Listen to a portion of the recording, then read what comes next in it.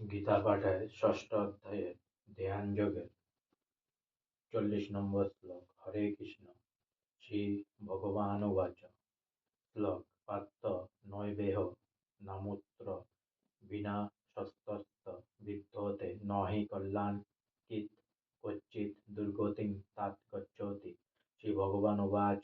পরমেশ্বর ভগবান বললেন, পার্থ, হে পিতা পুত্র নৈব পরলোকে বিনাশ বিনাশ তৎস মানে তার বিদ্যতে মানে বিদ্যমান, এ বিদ্যমান, ন মানে না, হি মানে যেহেতু, কল্যাণকৃত মানে শুভ অনুষ্ঠানকারী, কচ্চিৎ মানে কেউ, দুর্গতি মানে দুর্গতি, তাৎ মানে হে বৎস, গচ্ছতি মানে প্রাপ্ত হয়। অনুবাদ। পরমেশ্বর ভগবান বললেন, হে পার্থ, শুভানুষ্ঠানকারী পরমাত্মবিদের ইহলোকে ও পরলোকে কোনো দুর্গতি হয় না। হে বৎস, তার কারণ কল্যাণকারীর কখনো অধোগতি হয় না।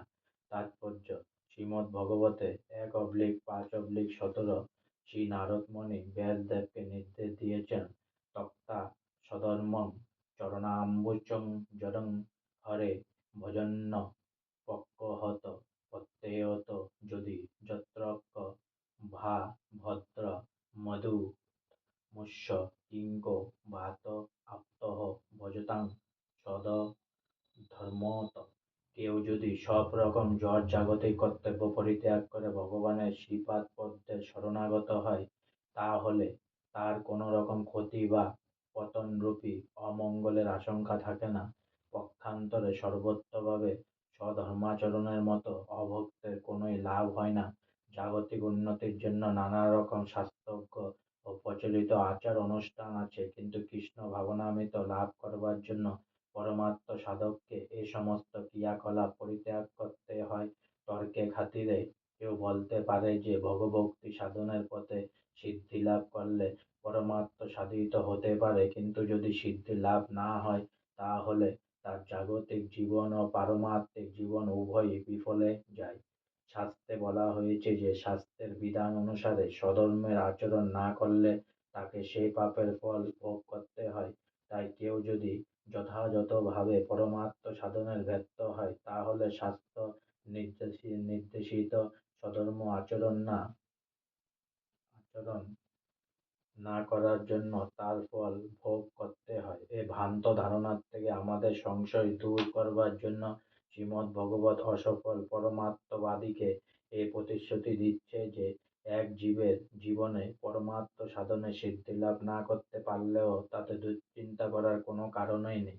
এমনকি যদিও স্বধর্ম যথাযথভাবে অনুষ্ঠান না করার জন্য তিনি তার প্রতিক্রিয়ার অধীন হলেও তার ক্ষতির কোনো কারণ নেই, কারণ শুভ কৃষ্ণ ভাবনামৃত কখনো বিফলে যায় না। এবং পরবর্তী জীবনে কেউ যদি অত্যন্ত নীচ বংশ জন্মগ্রহণ করেন, তাহলেও তিনি ভগবক্তির মার্গ থেকে বিচ্যুত হন না। পক্ষান্তরে কেউ যদি একান্ত নিষ্ঠার সঙ্গে স্বধর্মের আচার অনুষ্ঠান করে, কিন্তু অন্তরে যদি ভগবক্তি না থাকে, তাহলে তার কোনোই কল্যাণ হয় না। এর তাৎপর্যে আমরা বুঝতে পারি যে মানুষকে দুভাগে ভাগ করা যায়।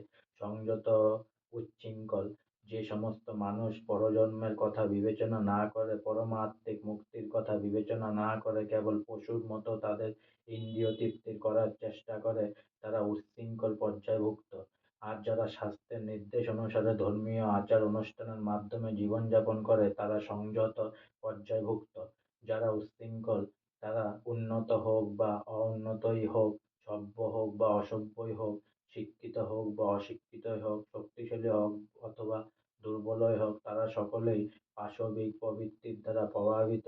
তাদের ক্রিয়াকলাপ কখনো মঙ্গলজনক হয় না, কারণ আহার নিদ্রা ভয় আর মৈথুনের মাধ্যমে পশুর মতো ইন্দ্রিয় তৃপ্তি করে সুখের অন্বেষণ করার ফলে তারা চিরকাল দুঃখময় জড় জগতে পড়ে থাকে এবং নিরন্তর দুঃখ কষ্ট ভোগ করে। পক্ষান্তরে যারা শাস্ত্রের নির্দেশ অনুসারে সংযত জীবনযাপন করে, ক্রমান্বয়ে কৃষ্ণ ভক্তি পর্যায়ে উত্তীর্ণ হন, তাদের জন্ম হয় সার্থক।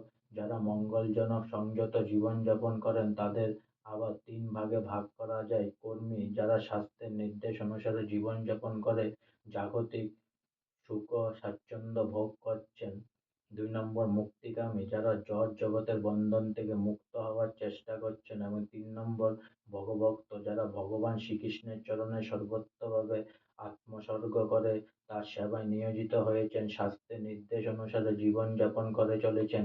যে সমস্ত কর্মী, তাদের আবার ২ ভাগে ভাগ করা যায়, সকাম কর্মী ও নিষ্কাম কর্মী।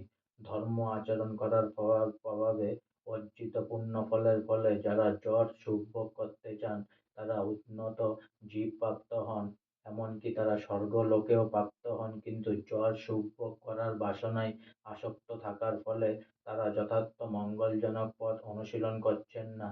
জড় জগতের বন্ধন থেকে মুক্ত হওয়ার প্রচেষ্টাই হচ্ছে মঙ্গলজনক কার্যকলাপ।